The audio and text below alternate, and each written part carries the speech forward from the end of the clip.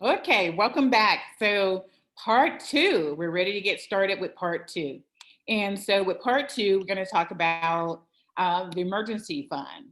And so, when you're in debt, when you have your debt under control, for example, you can free up money for emergency fund purposes. And this cash reserve can be a lifesaver if you were to have an unexpected financial setback, like a job loss or a major car repair, things of that nature. Now, unfortunately, for both Canadians or Americans, they are not taking this important step to their financial independence. So much so, in a recent survey, nearly 10 and 3, 28% of American respondents indicated that they do not have an emergency fund. A study north of the border found that 49%, guys, 49% of Canadians are not saving enough money for emergencies as well. So making sure that you're not pulling your financial fitness, putting your financial fitness at risk, an emergency fund can be the financial tool that you need to protect your lifestyle and stay on track to reach your short and long-term financial goals. So here's some tips for you. Build an emergency fund.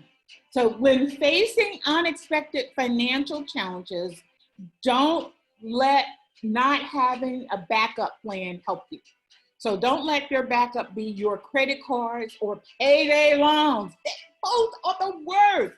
Unless that credit card, you've been working with them a long time, that credit card company, as we mentioned in part one, debt management, then you can use that. But add the one already. Don't add to the ones you have already. Choose a different amount to save each week depending on your cash flow.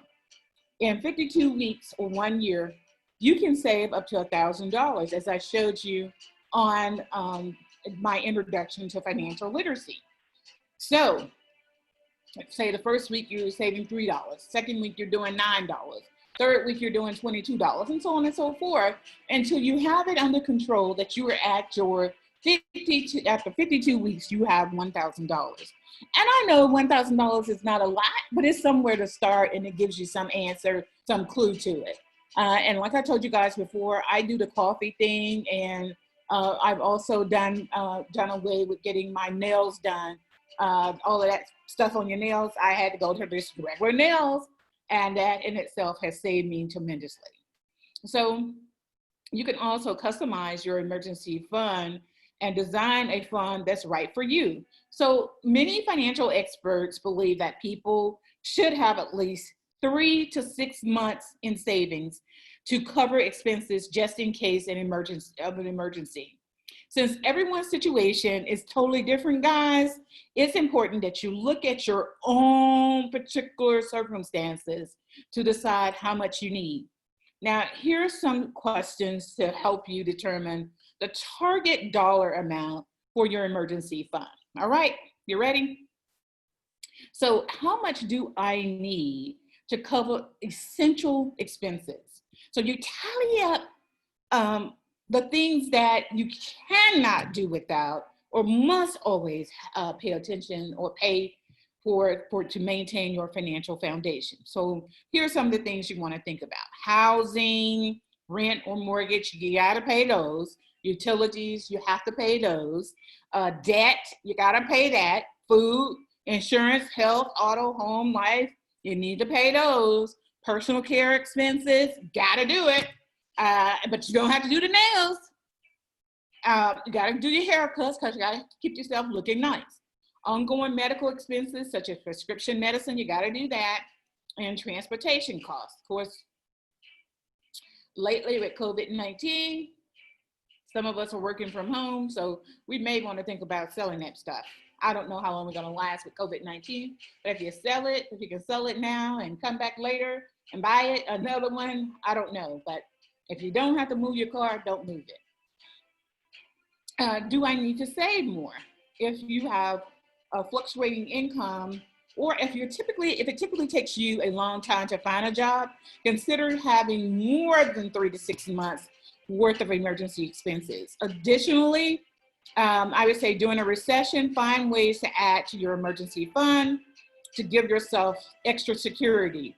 However, try not to go overboard by putting excessive cash toward emergency savings. And because the money could be put to work on your other financial goals, you want to think about all of those things and take those into consideration. So, do you need help to build an emergency fund? Well, here are a few helpful resources. Did you know that the Congressional Targeted Federal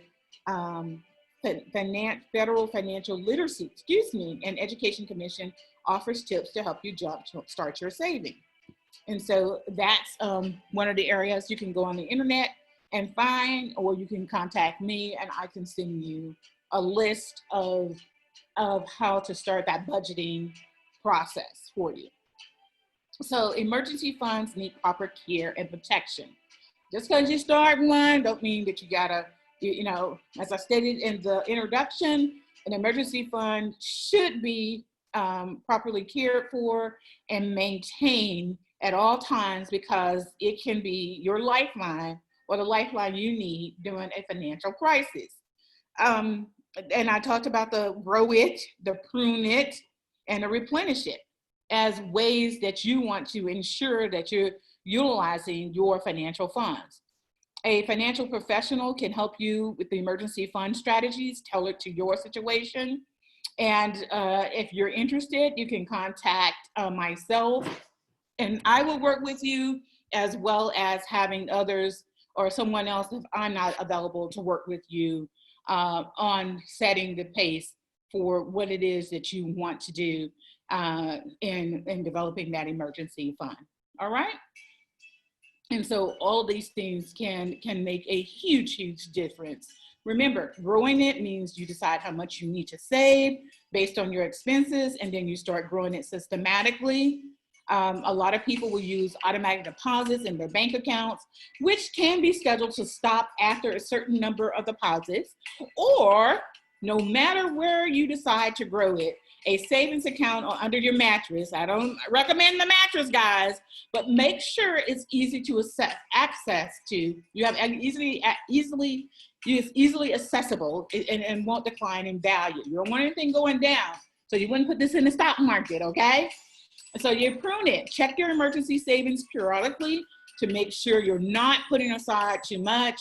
Any excess cash may be put to better use in a short-term savings fund or a financial or for financial goals you'd like to reach within the next 2 to 3 years. All right. And then replenish. Every time you withdraw money from your emergency fund, make it a priority to replace it as soon as possible. All right. And so that's it for that particular section on financial literacy. All right. So let's move to the next.